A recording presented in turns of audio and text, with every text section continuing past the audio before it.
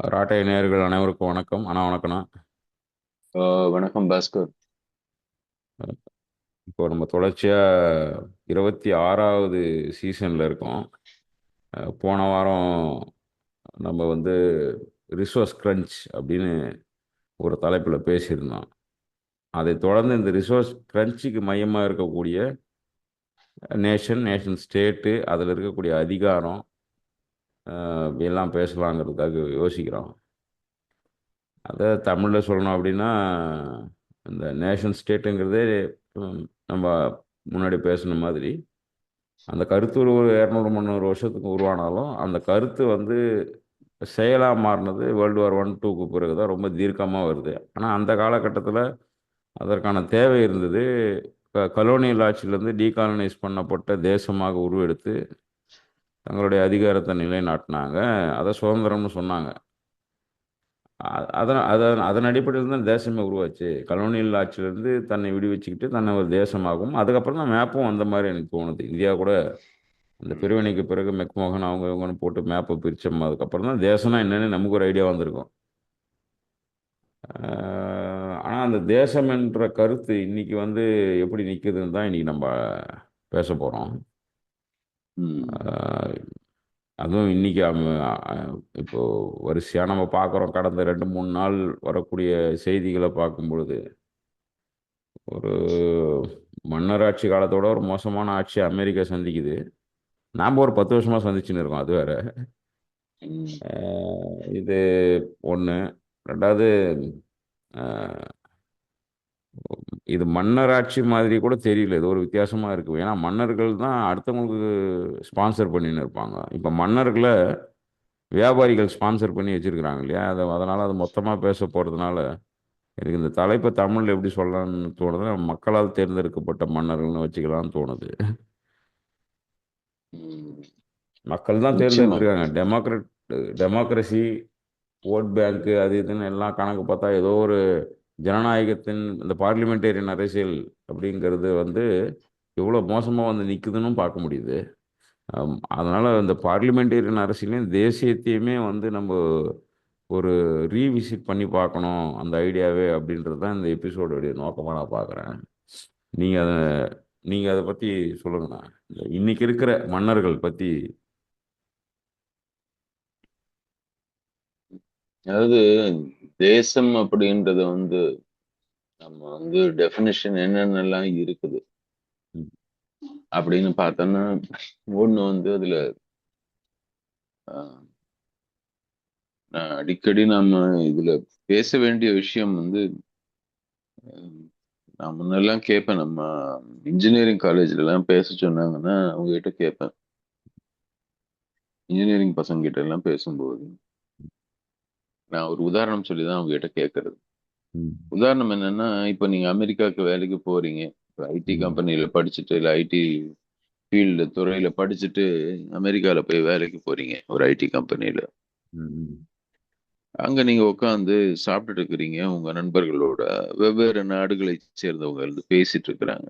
ம், ம், அதுல அணுகுண்டு பத்தி பேசுறீங்க, நியூக்ளியர் பாம் பத்தி பேசுறீங்கன்னு வச்சுக்கோங்க.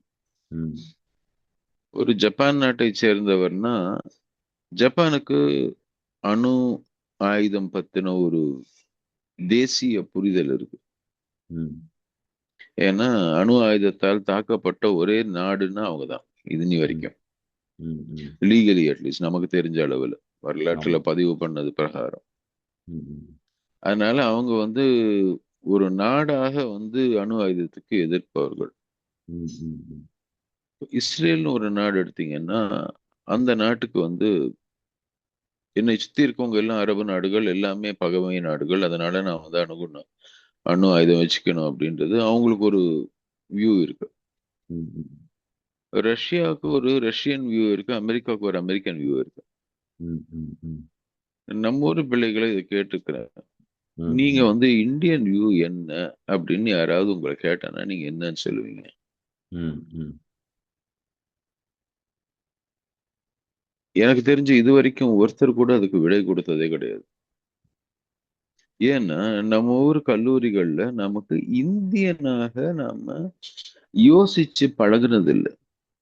இந்தியன் ஆக யோசிக்கணும், ஒரு தேசமாக வந்து நம்ம யோசிக்கணும் அப்படின்னா ம், அதற்கு ஒரு ஐடென்டிட்டி இருக்கணும். அதுக்கு ஒரு, ஏன்னா இன்னைக்கு வந்து ஒரு சோவரன் டெரிட்டரியா நம்ம பேசுறோம். நேஷன் ம், ஸ்டேட்னு சொல்லும்போது ம், ம். அது ஒரு பர்டிகுலர் சாவரனுக்கு என்ன சொல்லுவோம் தமிழ்ல?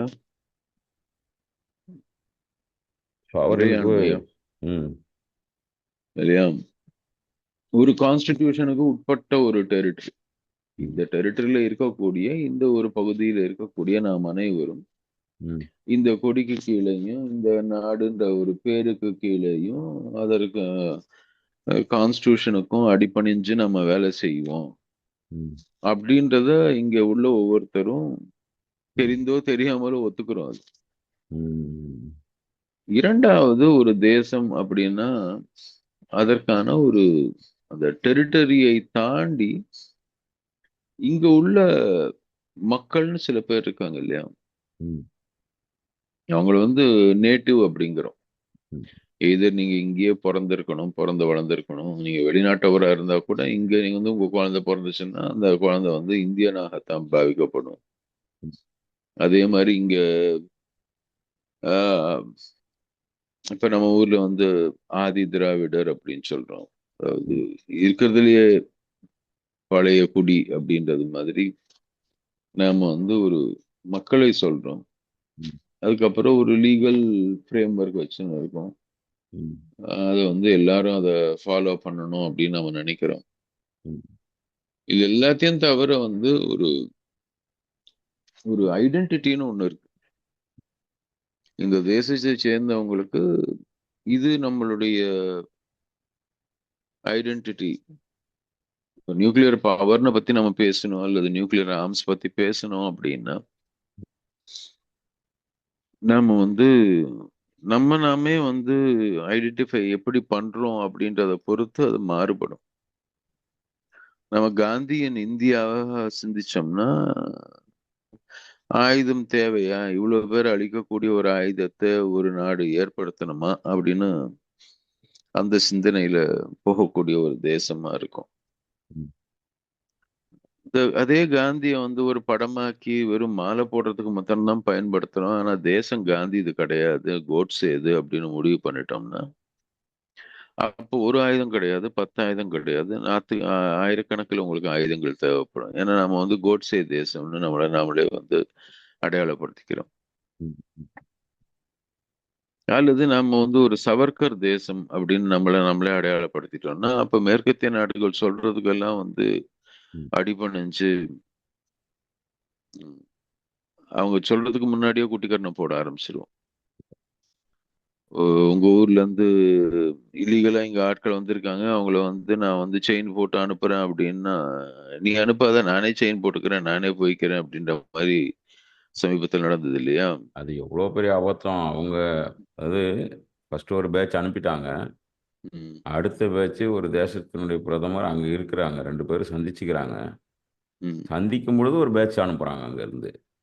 ம். அதாவது அது ஏன்னா அதாவது சவர்க்கரோட அதாவது இங்கே வந்து தேசம்ங்க. அவருக்கு அந்த 56 இன்ச்சு இந்த தேசம் அது இதுன்னு இவங்க காட்டின சவர்க்கராக இருக்கட்டும், அது வைலண்ட்டாக கூட இருக்கட்டும், அவங்க அந்த வயலன்ஸை கூட அவங்க மதிக்கலையே. இப்போ இது ஒரு பயங்கரமான என்ன சொல்றது, எதை வேணா செய்யக்கூடிய திராணி உள்ளவங்க அப்படின்னு இருந்தா கூட இப்போ காந்தி அப்பாலஜி ஸ்டேட்டே லெட்டர் விட்டோம். எழுதின சவர்க்கர் தேசங்க. அடிமையாக இருந்தப்போ அப்பாலஜி லெட்டர் எழுதினதுன்னு சவர்க்கர் தேசம். ஆமா.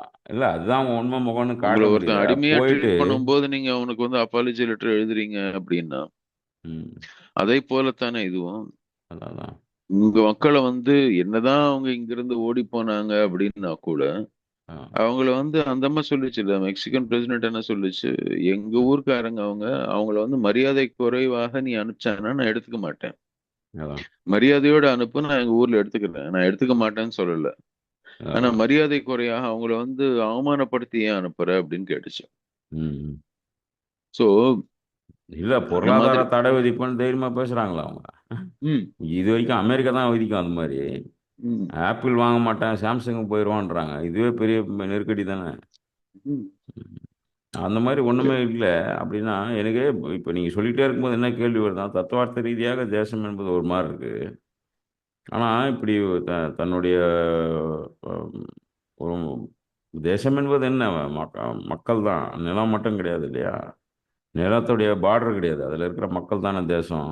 அந்த மக்களுக்கு வந்து ஒரு பிரச்சனைன்னு வரும் பொழுது, பிரச்சனைக்கு துணை நிற்கிறவங்க கூட போய் எவன் பிரச்சனை பண்ணுறானோ அவங்க கூட போய் நிற்கிறதுங்கிறது, இவங்க இவங்க சொல்கிற நேஷனலிசத்துக்கே ஒரு அசிங்கமான ஒரு இது இல்லையா? நம்ம நேஷனலிசத்துக்கு எதிராக பேசுகிற ஆட்களாக கூட இருக்கிறோம். அது வந்து நம்ம ஒரு குளோபல் அல்லது யூனிவர்சல் அரீனால இந்த பூமியை பார்க்கணும் அப்படி இப்படின்னு நம்ம தத்துவம் பேசினா கூட, தன் தேசத்து மக்களை எவன் வந்து வஞ்சிக்கிறானோ எவன் தண்டிக்கிறானோ அவனுக்கு துணை நிற்கிறதுங்கிறது, இவங்க சொல்லக்கூடிய அதே நேஷன் பாரத தாயை தண்டிக்கிறதா தானே ஆகுது. இவங்க இவங்க என்னென்னவோ பேர் வைக்கிறாங்க. அதுக்கு அதை விட காமெடி என்னன்னா, வாசுதேவ குடும்பங்கிறாரு. இந்தியாவை மட்டும் கழிச்சிட்டு வாசுதேவ குடும்பத்தை சொல்றாரு போல இருக்கு. எனக்கு வந்து இந்த பூமியில இருக்கிற மொத்தமும் வாசுதேவ குடும்பம் எல்லாமே ஒன்று தான் அப்படிங்கிறாரு. ஆனால் இந்தியா காணோம் அதில். அதில் ம். தண்டிக்க போகிறவங்க அவங்க குடும்பத்தில் இல்லை போல இருக்கு. இப்போ இது யாருக்காக இந்த தேசியன்ற அமைப்பை இவங்க கட்டமைக்கிறாங்கன்னே புரியல. நம்ம இவங்க சொல்ற இல்ல, நீங்க தேசியத்துக்கு எதிராக வசுதைவ பேசினாலும். குடும்பகம் நீங்க சொன்னீங்கன்னா, ம், நீங்க யார்கிட்ட அதை சொல்றீங்க? அவன் வந்து அதை நம்புறானா இல்லையான்னு. இது வந்து ஒரு ம், வசுதைவ குடும்பம் சொல்றதெல்லாம் யாதும் ஊரே யாவரும் கேளீர்னு சொல்ற அதே தான், அதே தத்துவம் தான். தமிழ்ல நம்ம சொல்றோம், அவர் சம்ஸ்கிருதத்தை சொல்லிட்டு போறாரு. ம், பட் எங்க பிரச்சனை வருதுன்னா, அது நீங்களே எந்த அளவுக்கு நம்புறீங்கன்றது தான். ம், இப்ப நீங்க சொல்ற மாதிரி உள்ளூர்ல நம்ம நாட்டு மக்கள் கிட்ட அது கிடையாது. ம், நீ தமிழனா, சரி நான் சொல்ற கொள்கை ஒத்துக்கலையா, உடனே நான் வந்து உனக்கு தர வேண்டிய, இப்போ அந்த யாரோ ஒரு மந்திரி வந்து இங்க பேசிட்டு போனா பாருங்க, என்ன அப்பட்டமா பேசுறான். ம், வசுதெய்வ குடும்பம் இப்ப எங்க போச்சு? ம், ஹிந்தி கத்துக்காத தமிழனுக்கு வசுதெய்வ குடும்பம் கிடையாது. ஆனா செயின்ல எனக்கு அனுப்புற அமெரிக்கனுக்கு மாத்திரம் வசுதெய்வ குடும்பம் வந்துருமா? ம், வசுதெய்வ குடும்பங்கன்னா எல்லாருக்கும் அதுதானே. உங்க பக்கத்து ம். வீட்டுக்காரனுக்கு கூட நீங்க வசுதெய்வ குடும்பம் பிராக்டிஸ் பண்ண முடியலன்னா, நீங்க உலக ஸ்டேஜ்ல போய் என்னத்த பிராக்டிஸ் பண்ண போறீங்க? ஒண்ணும் பண்ண முடியாது. உங்களுக்கு ஓட்டு போடலன்ற ஒரே காரணத்தினால வந்து எந்தெந்த அப்போசிஷன் பார்ட்டி எந்தெந்த ஸ்டேட்ல இருக்குதோ அதை மொத்தத்தையும் வந்து வஞ்சிக்க துடிக்கிற நீங்க, ம், எல்லா விதத்திலையும் அவங்கள வஞ்சிக்க துடிக்கிற நீங்க வந்து எப்படி நீங்க வசுதேவ குடும்பம் பேச முடியும்? நம்பிக்கை இல்லை இதுல. இது ம், வந்து ஒரு ம், ஸ்லோகனாக பயன்படுத்துறதே தவிர, அந்த ம், ஸ்லோகன் மேல எந்த விதமான ஒரு நம்பிக்கையோ, அதை வச்சு ஒரு கோட்பாடுகளோ, அல்லது நம்மளுடைய வாழ்க்கை முறையே அதை வச்சு நம்ம மாத்திக்கிறதா இருந்துச்சுன்னா, நீங்க நியூக்ளியர் வெப்பனை வச்சிருக்க கூடாதுல்ல. ம், ம், உங்க குடும்பத்து மேலயே நீங்க பாம்பு போடுவீங்களா? ம், போர் விமானம் உங்களுக்கு எதுக்கு அப்போ? ம். வசுதெய்வ குடும்பங்கன்னா உண்மையிலேயே நீங்க அதை நம்புறதா இருந்துச்சுன்னா, எதுக்கு போர் விமானம் இவ்வளவு காசு கொடுத்து வாங்குறீங்க? ஒரு விமானம் அம்பானி வாங்குறோம், அதுல ஊழல் பண்றோம். பேங்கரப்டான அம்பானிக்கு வாழ்க்கை கொடுக்க தானே வாங்குறீங்க, ஆமா. இல்லையா? இதுல ஒண்ணு கவனிக்க முடியுதுன்னா, இப்போ இந்த மன்னர்களை நம்ம மஸ்கோ மோடியோ மன்னர் மாதிரி நடந்துக்கிட்டா கூட, இவங்க இப்போ மன்னர்கள் மாதிரி இல்லை, ஏதோ ஒரு பாப்பர்ஸ் மாதிரி இருக்காங்க. அந்த பப்பட்டட்டு பாப்பர்ஸ் மாதிரி. ஆக்சுவலாக மன்னர்கள் அதிகாரத்தில் இருக்கணும், கீழே இருக்கிறவங்க எல்லாருக்கும் வாரி வாரி பதவியோ இதுவோ இறைக்கணும், இன்னொரு தேசத்தை கொள்ளணும் அப்படிங்கிறத கூட நம்ம அவங்க அது அது ஒரு சிஸ்டமாக கூட எடுத்தா கூட, இவங்க அது மாதிரியும் இல்லை. இங்கே என்னடான்னா, ஆதானிக்கும் அம்பானிக்கும் தான் இங்கே எல்லாம் இருக்கு. அதாவது 18 பேர் டெல்லியில் சாவறாங்க, 40 50 பேர் வந்து கும்பமேளாவில் சாவறாங்க. ஆனால் அது இந்த கூட்ட நெரிசலில் ஒரு குடும்பம் டெய்லி கொஞ்சம் கொஞ்சம் பேராக வந்து தனியாக குளிச்சுட்டு போகிறாங்க. அதில் ம். ஏற்பாடு பண்ண முடியுது அவங்களுக்கு. ஒரு ஒரு அந்த அலகாபாத்தையே ரெண்டாக பிரித்து, ஒரு பாதி இந்திய மக்களுக்கு, ஒரு பாதி அம்பானி குடும்பத்துக்குன்னு பிரித்து கொடுக்க முடியுது. இந்த நேஷனில் இவங்க நம்பக்கூடிய தேசத்தில் ஒரு அப்படியே சரிபாதியாக பிரிச்சிருக்காங்க. அந்த அந்த இமேஜ் பார்க்கும்போது எனக்கு அவ்வளோ இதுவாக இருந்தது. அந்த அலகாபாத்தோட அந்த 3 நதி சங்கமிக்கிற இடம் வந்து ஒரு வெட்ஜ் மாதிரி இருக்கும், ஒரு மாதிரி ட்ரையாங்கிளாக. அந்த வெட்ஜில் அப்படியே நடுவில் கோடு போட்ட மாதிரி போட்டு, ஒரு ஈக்குவலேட்டர் ட்ரையாங்கிள் நடுவில் உடைச்ச மாதிரி உடைச்சி, ம். இந்தாண்ட பக்கம் ஃபுல்லாக இந்திய மக்கள், இந்தாண்ட பக்கம் முழுக்க அம்பானி ஃபேமிலி வந்து போகிறதுக்கான வழி. அப்படின்னா அப்போ 140 கோடி மக்களும் ஒரே ஒருத்தருக்கு எடையா வச்சு நிறுத்த முடியுது அப்படின்னும் போது, இவர்கள் மன்னராக கூட இல்லைன்னு தான் தோணுது. இவர்கள் வந்து மன்னர்கள் வேற, இவங்க சும்மா என்ன சொல்றது, ஸ்டாம்ப் மாதிரி தான் உட்காந்துருக்காங்க. அவங்களுக்கு தேவையானதை செஞ்சு கொடுக்குற ஒரு கூலி ஆள் மாதிரி இருக்கிறாங்கன்னு கூட தோணுது. அதனால மக்கள் மன்னர்களை தேர்ந்தெடுக்கிறாங்க, மன்னர் வேற ஒரு பேரரசரை தேர்ந்தெடுக்கிறாருன்னு தான் தோணுது எனக்கு. ம். பேரரசர் கீழே ஒரு சிற்றரசராக வேலை செய்கிறாங்க தான். எனக்கு ட்ரம்ப் மேலே கூட அவ்வளோவா பெருசாக இதுவும் இல்லை. ஏன்னா நீங்கள் இப்போ ரீசெண்ட் டேஸில் வந்து ஏர்ஃபோர்ஸ் செக்யூரிட்டியாக இருக்கட்டும், அல்லது டாஜ் அமைப்பில் இருக்கிறதா இருக்கட்டும், அல்லது டைல இவங்க பண்ணுற இதுவாக இருக்கட்டும். ஆனால் அப்படி இருந்தால் ஒரு 10 15 கம்பெனி வந்து நாங்கள் அந்த அந்த டை கான்செப்டை விடமாட்டோம்னு நேற்று தீர்க்கமாக சொல்லியிருக்காங்க போல இருக்காங்க. டைவர்சிட்டி, ம். ஈக்குவாலிட்டி, அதெல்லாம் ஈக்விட்டி, அதெல்லாம் அண்ட் இன்க்ளூஷன். ஆமா. இன்க்ளூசிவ்னஸ், அதை அதை டிஏ. வந்து நாங்கள் விட மாட்டோம்னு ஒரு 15 கம்பெனி தீர்க்கமாக சொல்லியிருக்காங்க. நீங்கள் என்ன ம். பண்ணாலும். ஆனால் இது எல்லாத்தையும் கேலி கூத்தா மஸ்க் பண்ண முடியுது. எஃபிஷியன்சின்ற பேரில் டாஜ் அமைப்பு அதானே கவர்மெண்ட்டோட எஃபிஷியன்சி, டிபார்ட்மெண்ட் ஆஃப் கவர்மெண்ட் எஃபிஷியன்சியில் இருந்தவங்க மொத்த பேரையும் தூக்குறான். யூஎஸ் எய்டை தூக்குறான். எஜுகேஷனில் இருந்த ஃபண்டை தூக்குறான். ஏர்ஃபோர்ஸ் செக்யூரிட்டி, அந்த ஏவியேஷன் செக்யூரிட்டியில் இருந்தவங்க எல்லாரும் தூக்கி ஃப்ளைட்லாம் தலைகீழ கவுந்து கிடக்குது 2 நாளாக. இந்த ஜெயலலிதா ஒரு முறை பண்ணாங்க தெரியுமா? அரசு பேருந்து நடத்துனர் மற்றும் அஹ், ஓட்டுநர்கள் எல்லாரையும் ஒரே நாளில் வீட்டுக்கு அனுப்பிச்சிட்டு யார் யாரோ தெரியாமல் கூப்பிட்டு வந்து உள்ள விட்டு எல்லா இடங்களையும் முட்டி நின்னாங்க தெரியுமா ஒரு முறை? நான் ஸ்கூல் படிச்சிருந்தேன் அப்போ. எல்லா பக்கமும் பஸ்ஸு போய் முட்டி நின்னுது, திருப்ப தெரியாம, வளைக்க தெரியாமன்னு. அந்த மாதிரி ஒரு ஸ்டேட்டை கொண்டு வந்துட்டாங்க இப்போ அமெரிக்காலையும் இந்தியாவிலும் தோணுது. அப்போ மாநிலத்தில் பார்த்தோம் அந்த அதிகாரத்தை. இப்போ எல்லா தேசத்துலையும் பார்க்குறோன்றது தோணுது. அதனால மன்னர்களையும் பேரரசர்களையும் மக்கள் மக்கள் தேர்ந்தெடுத்த மன்னர், மன்னர் தேர்ந்தெடுத்த பேரரசர், இந்த ஹைராக்கி மீண்டும் வந்துருச்சோன்னு தோணுது இந்த டெமோக்ரஸியில்.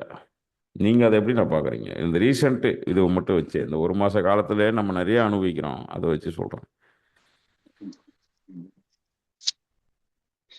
பிரிட்டிஷ்காரங்காலத்துல நான் முன்னாடி இந்த ஸ்டோரி ப்ராபப்ளி பகிர்ந்திருப்பேன்னு நினைக்கிறேன் இந்த பாட்காஸ்ட்ல. ம். ஒரு முறை பெங்கால்ல நடக்குது இது. ம். பயங்கர வறட்சி ம். இந்த வருஷம். யாரும் ம். வரி கட்டல, விவசாயிங்க யாரும் வரி கட்டல. ம். வைஸ்ராய் பாக்குறாரு, அந்த பகுதி முழுக்க ஒரு பெரிய மாகாணத்துல இருந்து முழுக்க வரியே வரல, ம். யாரும் வரி கட்டல. ஏன்னா இந்த வருஷம் பெருசா அறுவடை இல்லைங்க, ரொம்ப குறைச்சலா தான் வந்துச்சுங்க. அதனால யாருக்கும் வரி கட்டுற அளவுக்கு எந்த விவசாயிக்கும் இந்த வருஷம் ம். விளைச்சல் இல்லை அப்படின்னு சொல்லிடுறாங்க. ம். இவரோட இன்வெஸ்டிகேட் பண்ண சொல்லி ஒரு ஆபீசர் அனுப்புறாரு. ம். டெல்லியில இருந்து பெங்காலுக்கு போறாரு. அவரு போய் பேசுறாரு, மக்கள் கூட அங்க அங்க ஊர் ஊரா போய் பேசுறாரு. ம்.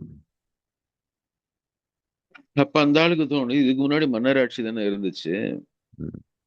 அந்த மன்னராட்சியில இவங்க வந்து இது மாதிரி விளைச்சல் இல்லைன்னா வந்து இவங்க கட்டாம இருப்பாங்களா அப்படின்னு. ம். ம். அதனால அவர் என்ன பண்றாரு, அந்த கேள்வி கேட்கிறாரு. ம். 2 3 இடத்துல போற இடத்துல கேட்கிறாரு, நீங்க எப்படிங்க, நீங்க இதுக்கு முன்னாடி மன்னராட்சியில எப்படி இதெல்லாம் இது மாதிரி வறட்சி வரும்போது என்ன பண்ணுவீங்க அப்படின்னு. ம். இப்ப மக்கள் என்ன சொல்றாங்க, எங்களுக்கு மன்னராட்சி, எங்க ஊரு மன்னராட்சி வந்து எப்படின்னா, ம். வறட்சி அது மாதிரி காலகட்டங்கள்ல ம். எங்களுக்கு தேவையான உணவு வந்து அரசாங்கத்து கஜானால இருந்து எங்களுக்கு உணவோ எங்களுக்கு தேவையான பொருளோ வந்து கொடுப்பாங்களே தவிர, எங்ககிட்ட எந்த மன்னரும் வந்து வரி கேட்டது கிடையாது அப்படின்றாங்க. ம். ம்.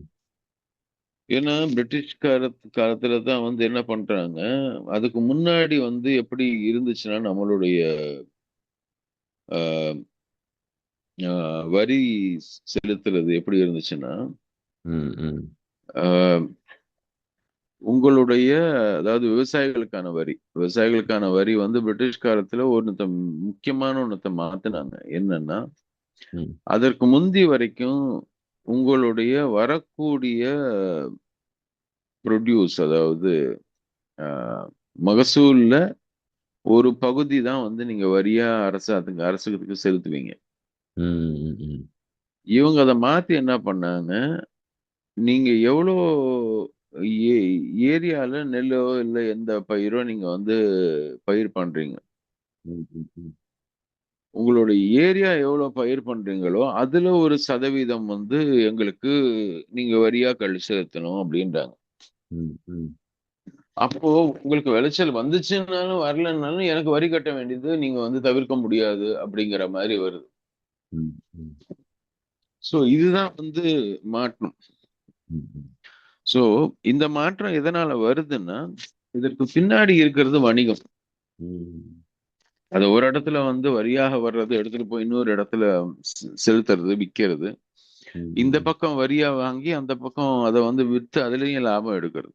ம், ம், ம், சோ நீங்க சொல்ற அந்த பெரும் மன்னர்கள் அப்படின்னு இன்னைக்கு சொல்றவங்க அந்த வணிகத்து பரம்பரையில வந்தவங்க. ம், ம், அவங்க வந்து இன்னைக்கு உணவை தாண்டி பாஸ்கர் யாரு, ராம் யாரு அப்படின்னு நம்மள பத்தின அந்த டேட்டா தான் இப்ப வந்து data is the new oil அப்படிங்கிறான்ல.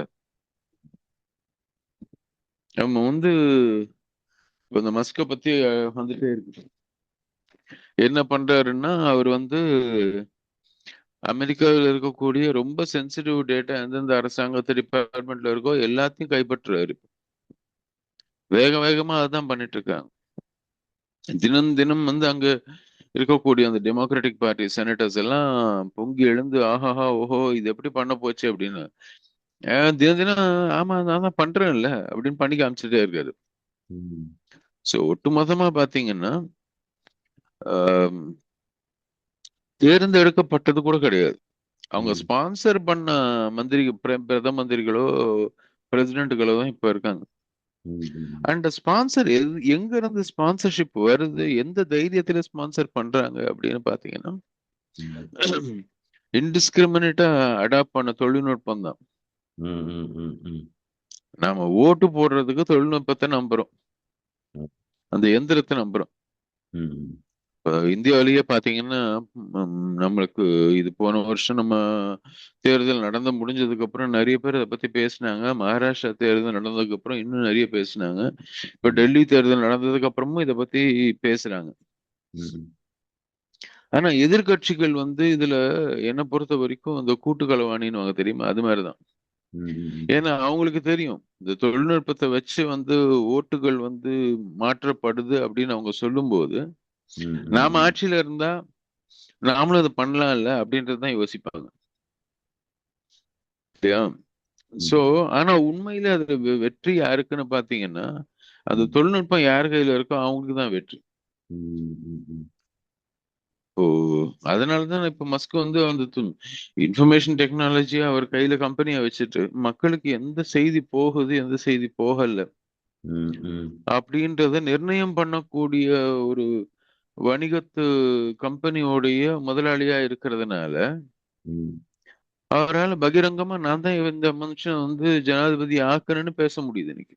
ம், ம், ம். அது நான் தான் வந்து ஜனாதிபதியை உருவாக்குனேன் அப்படின்னு சொல்றதுதான் இது எல்லாமே. ஆமா. அது வந்து ஒரு அடானியோ ஒரு மஸ்கோ அது யாரா வேணா இருந்துட்டு போட்டோம். ம், இன்னைக்கு வந்து வணிகத்துல இருக்கிறவங்க தாங்கள் தான் வந்து ஆஹ், தேசத்தோடைய அதாவது ஒரு ஜனநாயக நாட்டுடைய தலைவரை நான் தேர்ந்தெடுக்க வைக்கிறேன் அப்படின்னும் போது ம், அவங்களுடைய மென்டாலிட்டி என்னவா இருக்குதுன்னா இன்னும் அந்த மன்னராட்சியில் தான் இருக்கு. மக்களாட்சியா அதை பார்க்கல. மக்களாட்சியா நாம தான் வந்து என்ன பண்ணோம், மன்னர்கள் அவங்கள செலிப்ரேட். நம்ம ஊர்ல இன்னும் ஒரு கொடுமை, ம், நாம வந்து புகழ்ச்சியை எப்ப நிறுத்தணும்னு தெரியாது நமக்கு. மக்களாட்சியில வந்து தேர்ந்தெடுக்கப்பட்ட ஒரு தலைவர் வந்து மக்களுடைய பிரதிநிதியும் மக்களுடைய ஒரு சர்வீஸ் பண்ணக்கூடிய ஒரு சிப்பந்தி தானே தவிர ம், அவரை தலைவராக்கி நம்ம வந்து நம்ம ஊர்ல மானே தேனே பொன்மானேன்னு சொல்ற மாதிரி ம், நீதான் சந்திரன் நீதான் இந்திரன் உன்னோட பெரிய மனுஷன் உலகத்துல இன்னமும் கூட நம்மளுடைய அரசாங்கத்து மொழியானது ம், ம். மன்னராட்சி மொழியில தான் பேசிட்டு இருக்கிறோம். உடையே அப்படித்தானே இருக்கு. பர்டிகுலர் நீங்க உடையே அப்படித்தானே இருக்கு. நம்ம ஒரு எபிசோடே பேசணுமே. இந்த ம் தபேல்தார்ல இருந்து ம் கவர்னர் பக்கத்துல நிக்கிறவங்க, கலெக்டர் பக்கத்துல நிக்கிறவங்க, பியூரோக்ரஸியும் சரி, எக்ஸிக்யூட்டிவ் ஜுடிஷியரி எல்லா பாடியும் அவங்க ஆடையில இருந்து அவங்க இருக்கக்கூடிய அமைப்பு, உட்கார்ற இடம், எல்லாமே உணவு பழக்கம் எல்லாமே அவங்க வந்து இன்னமும் அவங்க விடுதலை அடையலைன்னு நினைக்கிறேன். நான் அதை ஒரு வெஸ்டர்ன் பழக்கம்னு சொல்ல விரும்பல. அவங்களுக்கு விடுதலை உணர்வுனே ஒன்று இல்லை. தான் உடம்பு வந்து எது சௌகரியம்னு தான் உடம்பை பற்றி தெரியலனா அவங்க எப்படி தேசத்துடைய சௌகரியத்தில் தேசத்துடைய விடுதலையில் என்ன பண்ணுவாங்க? இன்னமும் போட்டு இறுக்கி கட்டி உங்களுக்கு விஷயம்தான் முக்கியம் ஆகிட்ட பிறகு ஒரு பனியன் மேலே சட்டை, சட்டைக்கு மேலே கோட்டு, கோட்டுக்கு மேலே வெள்ளை கோட்டு, வெள்ளை கோட்டுக்கு மேலே இடுப்பில் கட்டுற பட்டப்பட்ட பெல்ட்டு எல்லாம் போட்டு இறுக்கிக்கிட்டு உட்காந்து அவங்க உடம்பே முதல்ல இப்போ எனக்கு வந்து இந்த புத்தர், திக் நாட் ஹானு இவங்கெல்லாம் படிக்க படிக்க தான் உடம்பே அவங்களுக்கு சுதந்திரமா இல்லாதவனுக்கு சிந்தனையும் அவங்க சுற்றி இருக்கிறவங்களை எப்படி இவங்க சுதந்திரமா வச்சுக்க முடியுங்கிற கேள்வி எனக்கு வந்துக்கிட்டே இருக்கு. தான் உடலும் தன் மனதையும் சுதந்திரமா வச்சுக்க தெரியாதவங்க தேசத்தினுடைய நலனும் தேச மக்களும் வந்து சுதந்திரமா இருக்கணும் என்னன்னு இருக்காது. நான் அதை ஒரு காலத்தில் வெஸ்டர்ன் மாடல்னு நினைப்பேன்.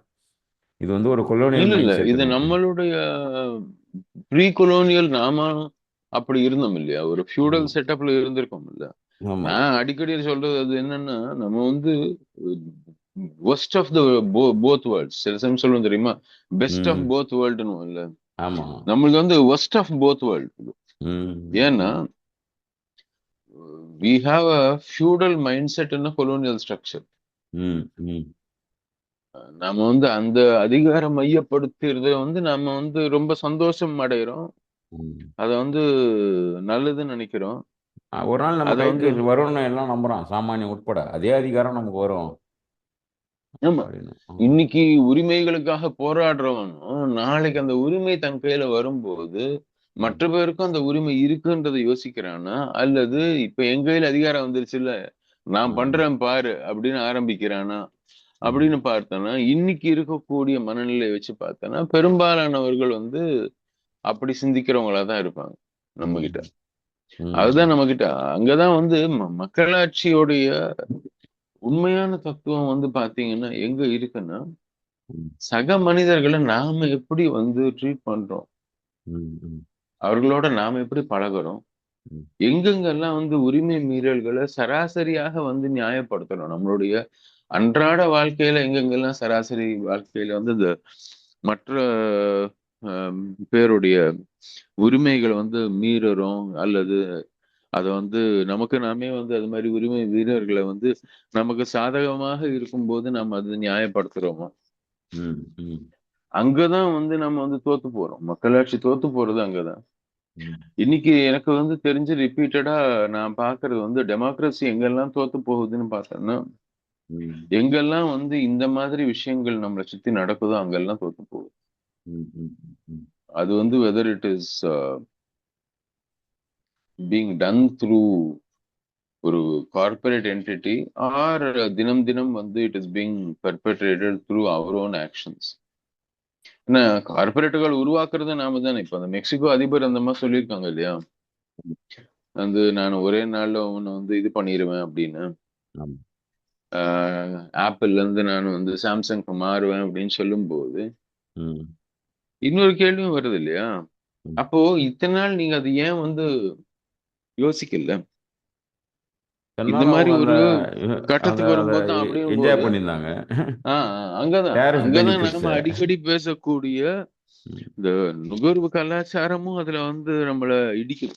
ம். நுக நுகர்வோருக்கான சுதந்திரம் சொல்லிட்டு ம். நாம் வந்து அதிகம் அதிகாரத்தை விரும்பக்கூடியவர்களுடைய அளிக்கக்கூடிய பொருட்களை, அல்லது அவங்க கொடுக்கக்கூடிய அந்த வாகனத்தையோ, அல்லது அவங்க கொடுக்கக்கூடிய அந்த நுகரக்கூடிய பொருட்களையோ நாம வந்து அனுபவிக்கும் போது அவன் பணக்காரன் ஆக்கிட்டே தான் இருக்கிறோம். அவனுடைய ம். அந்த அதிகாரத்தை தக்க வைக்கிறதுக்கான வேலைகளை செஞ்சுட்டே தான் இருக்கும். ம். நான் அந்த இதுல Facebookல என்னுடைய ஒரே ஒரு போஸ்ட் தான் நான் பின்டு போஸ்டா இருக்கும். ம். அது வந்து ரொம்ப சிம்பிள். அதுல நான் எப்போ ஒரு பீரியட்ல எழுதுனது, நான் இன்னி வரைக்கும் அது வந்து எல்லா நாம போடக்கூடிய எல்லா பதிவுமே ஒரு பில்லியனரை இன்னும் பணக்காரன் ஆக்கிட்டு இருக்கு. ஆமா. அதுதான் நம்மளுடைய ரெஸ்பான்சிபிலிட்டி.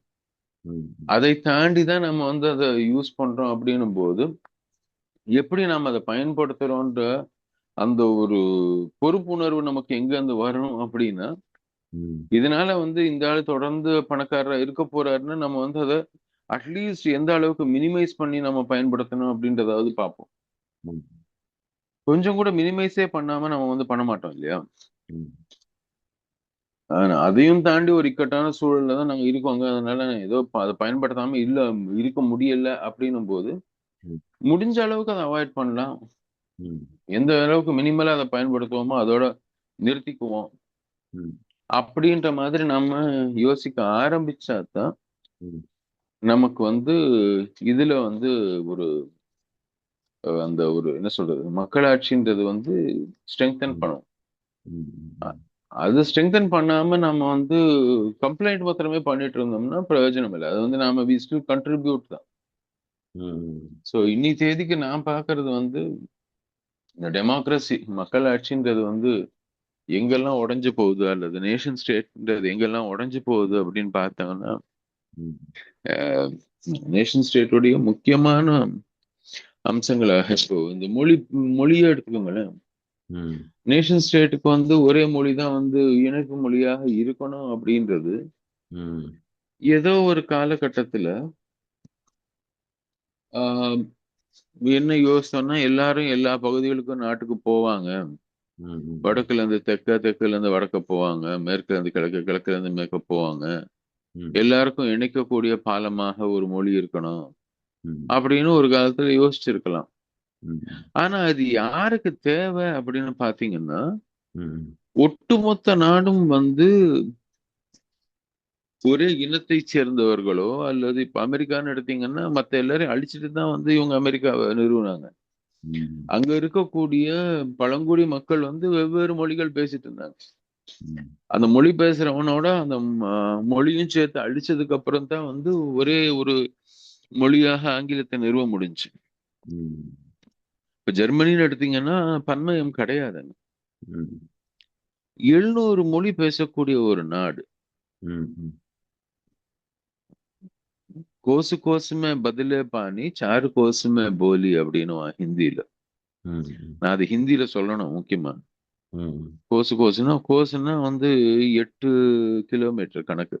ம், 8 கிலோமீட்டருக்கு பதிலே பாணி, தண்ணியோடைய தன்மை வந்து 8 கிலோமீட்டருக்கு ஒண்ணு மாறும்.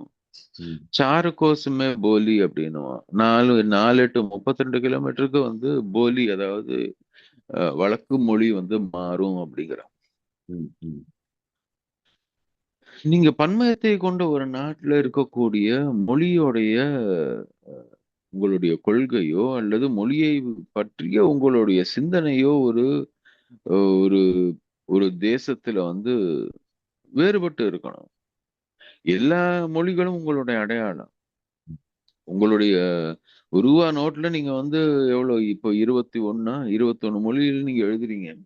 ம், தொன்மை மொழியினே நீங்க வந்து ஒரு 6 மொழியை டிக்ளேர் பண்ணிருக்கீங்க. ம், ம், அதுல ஹிந்தி கிடையாது. என்ன ம், நீங்க வந்து அஹ், மொத்த மொழிகள்னு நீங்க அரசாங்கம் ரெக்கக்னைஸ் பண்ணது எக்கச்சக்கமா இருக்குது. ம், ஆய்வுகளின் படி வந்து இன்னைக்கு புழக்கத்திலேயே 700 சொச்சம் மொழிகள் இருக்குன்றோம். ம், அப்படி இருக்கும்போது நேஷன் ஸ்டேட் அப்படின்றது ம், இதை அரவணைச்சு போகக்கூடிய ஒரு தேசமாக இருந்தால் ம். இங்கு நீங்க வந்து அனைத்து மொழிகளும் இருக்க வேண்டிய அவசியம் இருக்கு. எனக்கு இதுல ஏதோ ஒரு இன்னொரு மொழியை பார்வை இருக்கு. இந்த இந்த கட்டாயப்படுத்தக்கூடிய ஹிந்தியில எனக்கு ஒரு ம் பார்வை இருக்கு. என்னன்னா, அது ரொம்ப யங் லாங்குவேஜ் மாதிரி தான் இந்தியாவை பொறுத்த ம் வரைக்கும். ரெண்டா நிச்சயமா. Composite language. அது ஒன்றும் ஒரு மூல மொழிலாம் கிடையாது. அங்கங்க இருந்து இல்லையே, ஹிந்துஸ்தானில இருந்தும் மற்ற மொழிகள் இருந்தும் எவால்வ் ஆனது தானே. 300 வருஷம் அதான். தான் அதோடைய பழமையே. ஆனா அது ஒரு யங் லாங்குவேஜ்ன்றதுனால ஹிந்தியின் மூலமாக இவங்க நிறுவனம் இருக்கிற அரசியலை தான் எதுக்குறோமே தவிர அது ஒரு யங் லாங்குவேஜ்னு வரும்பொழுது எப்பயுமே வீட்டில் என்ன பண்ணுவோம், ரொம்ப நலிந்து போனோம் நொந்து போனோன்னு வளர்க்க ட்ரை பண்ணுவோம்ல. ம் உடம்பு ரொம்ப டல்லாக இருக்கிற குழந்தைக்கு கூடுதலான கவனம் செலுத்த வேண்டியிருக்கும். அதே ம் மாதிரி ரொம்ப சிறு பிள்ளை, அதாவது இப்போதான் ஒரு தொழில் கூட இப்போதான் தொடங்குதுன்னும் பொழுது அதுக்கான கேரிங், அதுக்கான அந்த இன்குபேஷன் எல்லாம் பண்ணுவோம்ல. அந்த மாதிரி ஒரு மரியாதை இந்திக்கு கிடைச்சிருக்கும். ஆனால் இவங்க இந்தியின் வாயிலாக செய்ய நினைச்ச அரசியல் இருக்கு பாருங்க. அதனால தான் எனக்கு ஹிந்தி மேலே யாருக்குமே இங்கே வெறுப்பு இருக்கிற மாதிரி எனக்கு தோணல. ஏன்னா ம் அஹ், இந்தியோ எந்த மொழியோ அதுக்கும் பிறகு வந்து ஆங்கிலத்தையே நம்ம இவ்வளோ கற்றுக்குறோம். ம் அதனால மொழி கற்றுக்கிறதுல இங்கே வெறுப்பு இல்லை. இவங்க இந்தியின் மூலமாக நிறுவ நினைச்ச அரசியல் மேலே தான் பெரிய வெறுப்பாயிருக்கு. இல்லைன்னா ஹிந்தியை தான் எல்லாரும் இன்னும் வளர்த்துருப்பாங்க. ஒரு யங் லாங்குவேஜ் இருக்கு, ஒரு கனெக்டிங் லாங்குவேஜ் மாதிரி கூட அது இருந்தால் கூட ஏன்னா அதில் செவ்வியல் மொழி கிடையாதுன்றது ஒன்று தெரிஞ்சு போச்சு. சமஸ்கிருதத்துக்கு அடுத்தபடியாக வேணால் தள்ளுன்னு வந்து நிறுத்தலாம். ஏன்னா அது பேச்சு வழக்கில் இல்லை, வெறும் பக்தியோடு நிற்குது. எழுத்து வழக்குலையும் அவ்வளோ இலக்கியங்கள் உருவாகலை இல்லையா. இப்போ பழைய இலக்கியம் இருக்கும். அது அதுக்கு பிறகு இப்போ யாரும் சமஸ்கிருதத்தில் கவிதை எழுதுறதோ நாவல் எழுதுறதோ கிடையாது. இப்போ அதுக்கு ஒரு ஆல்டர்னேட்டிவாக அது இதை கொண்டு. சமஸ்கிருதத்துல நாவலோ கவிதையோ வந்து கடந்த ஒரு 100 150 வருடங்கள்ல எங்கேயான இருந்திருக்குமான்றது சந்தேகம்தான். சந்தேகம் தான். அப்போ அதுக்கு இவங்க ஏதோ ஆல்டர்னேட்டிவாக அதை கொண்டு வந்தாங்கன்னா கூட இவங்க ம். இந்த டைவர்சிட்டி இவங்க இவங்க மதிச்சிருந்தா இந்தி தானாகவே எல்லா மக்கள்கிட்டையும் போயிருக்கும். இவங்க இல்ல. டைவர்சிட்டி விரும்பல. நான் இன்னொன்று, இவங்க இந்தியா முழுக்க ஹிந்திங்கிறதே என்னுடைய பயண அனுபவத்தில் ஒத்துக்க முடியாது. ஏன்னா எங்கேயுமே இப்போ கோவா போகிறோம், ஹிந்தி ரொம்ப குறைவாக தான் பேசுகிறாங்க. சரி இந்த பக்கம் போய் பார்ப்போம், கல்கத்தா போகிறோம், ஹிந்தி குறைவாக தான் பேசுகிறாங்க. சரி பஞ்சாப் போவோம், ஹிந்தி குறைவாக தான் பேசுகிறாங்க. மகாராஷ்டிரா போவோம், அங்கேயும் ஹிந்தி குறைவாக தான் பேசுகிறாங்க. ரொம்ப கனெக்டிங் லாங்குவேஜ் மாதிரி தான் அது இருக்கே தவிர இப்போ இப்போ திருவண்ணாமலைக்கு வராங்க, நமக்கு வந்து மற்ற மொழி தெரியாதுன்னா உடனே இங்கிலீஷை தூக்குறோம்ல, அது மாதிரி தான் ஹிந்தி அங்கே இருக்கு. இல்ல அது அஹ் அதையும் தாண்டி இன்னொன்னு இருக்கு பாஸ்கர். எனக்கு வந்து அஹ் என்னன்னா, இப்போ நீங்க வந்து இந்தியான்ற ஒரு நாட வந்து இந்தியான்ற ஒரு நாகரிகத்தை வச்சு பார்க்க வேண்டியிருக்கு. ம் இந்த நாகரிகம் அதை விட பழமையானது. ம் ம் அஹ் உங்களுக்கு இவரு ராஜ்மோகன் காந்தியோடைய 17ஆம் நூற்றாண்டு 18ஆம் நூற்றாண்டு தென்னிந்திய வரலாறு பத்தி ஒரு புத்தகம் ஒண்ணு இருக்கு. ஆமாம். அதுல ஒரு இடத்துல அவர் பதிவு பண்றாரு, தமிழ்நாட்டுல வந்து ரொம்ப எளிமை மக்கள் மத்தியில கூட 6ல இருந்து 7 மொழிகள் புழங்குது அப்படிங்கிறாரு. ம் அந்த காலகட்டத்துல இருக்கக்கூடிய சில சான்றுகளை வச்சு அவர் சொல்றாரு, அரபு கத்துக்கிறாங்க இங்க மக்கள், இங்க வந்து மராட்டி பேசக்கூடிய மக்கள் இருக்காங்க, தெலுங்கர்கள் இருக்காங்க, தமிழர்கள் இருக்காங்க. ம் அது மாதிரி வெவ்வேறு மொழிகள், என்னென்ன மொழிகள்லாம் இருக்கு. மொழிக்கு ம் எதிர்த்தவர்கள் இங்க வந்து எனக்கு இருக்கிறதாக தெரியல. ஆமாம். ஆனா மொழி அரசியல் அப்படின்றது வேற. ம் ம் இதை புரிஞ்சிக்க கூடிய கெப்பாசிட்டியே கிடையாது. ஏன்னா சில பேருக்கு அரசியல் முக்கியமா தோணுது, சில பேருக்கு மொழின்றது தேவை இருந்துச்சுன்னா மொழி கத்துட்டு போறாங்க. ம் எனக்கு இதுல இன்னும் நிறைய பேசலாம் அதுல. ஏன்னா வந்து ஆனா என்னன்னா, ஆஹ், அறியாமையா இருந்துச்சுன்னா வந்து நாம அதை போக்குறதுக்கு இந்த விஷயங்களை பத்தி எடுத்து சொல்லலாம், பேசலாம். ம் ம் ஆனா ம் அறியாமை மாதிரி நடிக்கிறாங்க பாருங்க அரசியலுக்காக. ஆமாம். அந்த நடிப்பை வந்து நீங்க என்னத்த சொல்லி போக்க முடியும்? அது வந்து விஷம். ம் ம் ம் அறியாமை போல் நடிப்பது என்பது விஷக்கிருமி மாதிரி தான் அது. ஆமாம். அதை வந்து நாம வந்து மருந்தடிச்சு தான் அதை வந்து வெளியேற்றணுமே தவிர, அதுக்கு வந்து நாம பேசி வந்து அதை வெளில போ வெளில போ, இது ம் தப்பு எல்லாம் சொல்லி அதை கன்வின்ஸ் பண்ணிட்டு இருக்க முடியாது. ம் அதை ம் வந்து நம்ம வந்து அஃப்கோர்ஸ் நம்ம பெஸ்டிசைடு அடிக்க வேண்டாம், நம்ம பெஸ்ட் ரெப்பல்லண்ட் அடிக்கக்கூடிய ஆட்கள். அதனால நம்ம வந்து எதிர்க்கக்கூடிய மருந்து நம்மள நாமளே அந்த மருந்துகளை தெளிச்சோம்னா அந்த மருந்து அதிகமாக அந்த வாடை தாங்காம அதெல்லாம் அந்த இடத்த விட்டு ஓடி போயிடும். அது ம் மாதிரி இவர்களை புறக்கணிப்பது ஒண்ணுதான். அதை நாம தெளிக்க வேண்டிய மருந்து என்னன்னு பார்த்தோம்னா, அவன் மேல நாம தெளிச்சுக்க வேண்டியது வந்து ம் நம்மளுடைய அரசியல் புரிதலை அதிகப்படுத்தணும். ம் ம் இன்னைக்கு நேஷன் ஸ்டேட்டுடைய மிகப்பெரிய எதிரி எதுன்னு பார்த்தான்னா, காமர்ஸோட கைகோர்க்கக்கூடிய அரசியல், ஆமாம். பிரிவினையோட கைகோர்க்கக்கூடிய அரசியல், ம் மக்களை பிரித்து ஆள்வது அப்படின்றது ஒரு கொலோனிய மைண்ட் செட். ம் அதோட கைகோர்க்கக்கூடிய அரசியல் வந்து தேசியத்துக்கு மிக பெரிய ஒரு அபாயம். அதுதான் இன்னைக்கு என்ன பொறுத்தவரை. ம் மொழியோ அல்லது இனமோ அல்லது உடையோ அல்லது பாலினமோ அல்லது வெவ்வேறு விதமான வேற்றுமைகள். இப்போ ட்ரம்ப் வந்த உடனே பாருங்க, ஜெண்டரை கட் பண்றேன் அப்படின்னு ஆரம்பிச்சாரு. ஆமாம். டைவர்சிட்டியை கட் பண்றேன் அப்படின்னு ஆரம்பிச்சாரு. ஸோ நீங்க வந்து எங்கெங்க எல்லாம் வந்து, ஆனா அதே சமயம் எங்க வந்து சறுக்குது அப்படின்னா, தவறு செஞ்சா பரவாயில்ல, அதுல எனக்கு ஒரு ஷேரை கொடு போறோம், அதை வச்சு நான் சந்தோஷப்பட்டுக்கிறேன்னு சொல்லி ம் அந்த ம் தவறான கட்டமைப்புக்குள்ள வந்து ஜஸ்டிஸ் பேசுறதுன்றதும் தவறுதான். ம் ம் ம் ம் ம் நீங்க பேசும்போது ரெக்கார்டிங்க்கு முன்னாடி அதை சொல்லிட்டு இருந்தீங்க. அதை நீங்க ம். கொஞ்சம் எலாபரேட் பண்ணீங்கன்னா நல்லா இருக்கும். அதோட முடிச்சுக்கலாம்னு நினைக்கிறேன். ஆமாம். நேரம் ஆயிருக்கும். ம். இப்போ நீங்கள் அதுக்கு துணை நிற்கிறது அந்த இப்போ நம்ம என்ன நினைக்கிறோம், நெகோஷியேட் பண்ணணுன்றதே மட்டும்தான் அரசியல் நம்ம நினச்சிக்கிறோம். நம்ம ஆனால் ஒரு 200 வருஷத்துக்கு முன்னாடிலேருந்து ஒத்துழைக்க மாட்டோங்கிறது தான் அரசியல்னு உங்களுக்கு புரியல. நீ நீ உம்மி கொண்டு வா, நான் அரிசி கொண்டு வரேன், கலந்துக்கிருந்த ஊதி திங்கி போன அவங்க கூப்பிடும்போது சரி பரவாயில்லன்னு நெகோஷியேட் பண்ணுறது. அது வந்து இன்னைக்கு இன்னமும் பொலிட்டிக்கல் நாலேஜ்னு நினச்சிக்கிறாங்க நிறைய இடங்கள்ல. ம். அது அது தேசம் சார்ந்ததாக இருக்கலாம், உணவு சார்ந்ததாக இருக்கலாம், அல்லது உரிமைகள் நில உரிமை சார்ந்ததாக இருக்கலாம். நெகோசியேஷனுக்கு போகிறது ஏன்னா இன்னைக்கு இளைஞர்களுக்கு சொல்லித்தரது நெகோசியேஷன் டேபிளுக்கு போகிறது தான் உங்களுடைய அரசியல் நினைக்கிறாங்க. அரசியல் வயப்படுறதுன்னு நினைக்கிறாங்க. நான் நான் நான் வந்து கலெக்டருக்கு எதிராக உட்காந்து பேசிட்டேன், நான் மினிஸ்டருக்கு எதிராக உட்காந்து பேசிட்டேன். அக்சஸிங் பியூரோக்ரஸியும் அக்சஸிங் எக்ஸிக்யூட்டிவ் பாடியுமே அந்த அது அதே அதே ஒரு பெரிய அரசியல்னு இன்னைக்கு இளைஞர்கள் மத்தியில் முன்னாடி இருக்கவங்க சொல்லித்தராங்க. நமக்கு முன்னாடி போனவங்க என்ன சொல்லித்தராங்கன்னா, நீ நீ வந்து உன்னுடைய மாவட்டமா உன்னை கேட்டுட்டு தான் முடிவு எடுக்கணுன்ற இடத்துக்கு நீ வளரணும், அதுதான் அரசியல். ஏன் கேட்டுட்டு முடிவு எடுக்கணும்? நான் செய்ய போற தப்புக்கு என்கிட்ட அப்ரூவ் வாங்குறதுக்கு போறதா என்னுடைய அரசியல்? ஒரு ஒரு சூழலியல் கேடு இருக்கு. அந்த சூழலியல் கேடு ஒத்துக்கிறீங்களான்னு கேட்டா ஆமாங்க ஏன்னு சொல்ற டேபிளுக்கு நான் போய் உட்காந்தாலே என்னுடைய அரசியல் பயணம் நிறைவடைஞ்சதா நினைக்கிற மூத்தவர்களும் இருக்கிறாங்க, இளையவர்களும் இருக்கிறாங்க. இதே தான் நேஷனல் பாலிடிக்ஸ்லயும் இருக்கு, இதே தான் அது இன்டர்நேஷனல் பாலிடிக்ஸ்லயும் இருக்கு. என் கூட ட்ரம்ப் பேசிட்டாருன்னு சந்தோஷப்படுறாரு மோடி. ம். இதை விட இதே தான் இங்க கீழே இருக்கு. ஒரு ஒரு சேர் இழுத்து விட்டாரு. சேர் இழுத்து விட்டாரு. கலெக்டர் என்ன வந்து என்னை உட்கார பார்த்தது சொன்னாரு. எழுந்து நின்னாரு, வணக்கம் வச்சாரு. ம். அப்படி நீங்க எனக்கு இளைஞர்கள் குஷி ஆகுறாங்க மந்திரி இல்லையா? எனக்கு வணக்கம் வச்சாரு. வணக்கம் வச்சாரு. என் கைய ஆஹ் பிடிச்சு மந்திரி எனக்கு வணக்கம் சொன்னாரு. அதேதான். அது இன்னும் அபத்தமா இருக்கு. அப்போ இதெல்லாம் பாலிடிக்ஸ் நினைக்காம நம்ம சொல்ற மாதிரி பொருளாதார நகர்வுகள் எப்படி இருக்கு, சூழலியல் நகர்வு எப்படி இருக்கு, ஒரு என்ன சொல்றது, மக்கள் நலன்னா என்ன, உண்மையிலே ஜஸ்டிஸ்னா என்ன, கான்ஸ்டியூஷனை ரீடிஃபைன் பண்ண வேண்டிய அவசியம் அவங்க சொல்கிறதுக்கும் நாம் சொல்கிறதுக்கும் என்ன வித்தியாசம் இருக்குது அப்படின்னு தூக்கி எறியணும்னு சொல்கிறாங்க. அப்படி இல்லாமல் என்ன அவசியம் இருக்குன்னு இளைஞர்களும் நிறைய சிந்திக்கணும்னு நினைக்கிறேன். இளைஞர்களும் மூத்தவர்களுக்குமே நிறைய மூத்தவர்களுக்குமே இந்த அப்சஷன் இருக்குது, அது அக்சஸிங் பவர் அப்படிங்கிற அப்சஷன். அது சின்ன லெவலில் இருக்கும்போது கூட நீங்கள் ஒரு பஞ்சாயத்து தலைவர்கிட்ட இன்ஃப்ளூயன்சராக இருக்கணும்னு நினைக்கும் போதுலேருந்து அந்த கரப்ஷன் தொடங்கிறது, வயலேஷனும் வயலன்ஸும் பின்தொடர்ந்து வருது. அதே நீங்கள் தேசிய அளவில் நீங்கள் ஒரு பார்க்கும் பொழுது நிறைய ஃபெல்லோஷிப் ப்ரோக்ராமில் இருக்கவங்கலாம் பார்க்குறேன், அவங்களோட வார்த்தைகள் அவ்வளோ அக்ரெசிவாக இருக்குது.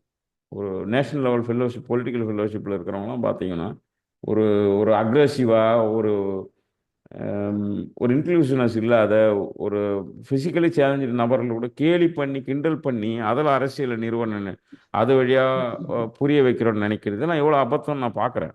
அது காங்கிரஸ் ம். பார்ட்டியில் இருக்கிற ஃபெல்லோஷிப்பையும் பார்த்துருக்கேன், பிஜேபி பார்ட்டியில் இருக்கிற ஃபெல்லோஷிப்லையுமே ஒரு ஒரு ஃபிசிக்கலி சேலஞ்சதை கிண்டல் பண்ணி அதன் வழியாக இவங்க என்ன அரசியலை புரிய வைக்க போகிறாங்க. இங்கே பேருக்கு காந்தியெல்லாம் அவர் சேர்த்துக்கிறாங்க.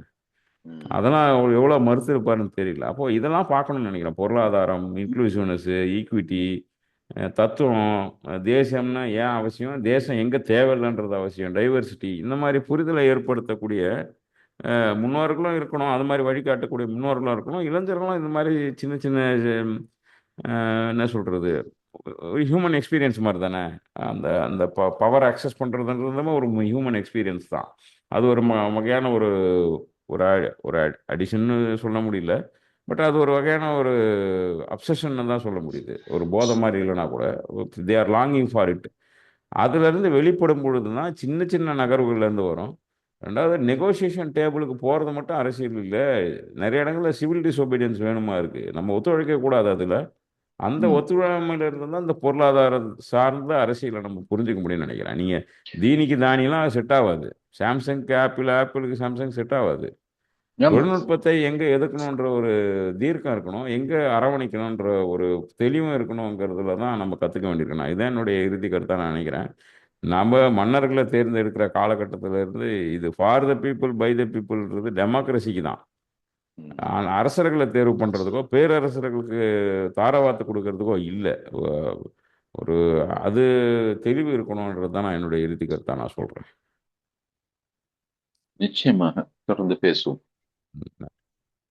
காட்டை நேயர்கள் அனைவருக்கும் நன்றி. தொடர்ந்து கேளுங்க. வணக்கம் நேயர்களே, தொடர்ந்து கேளுங்க. ம்.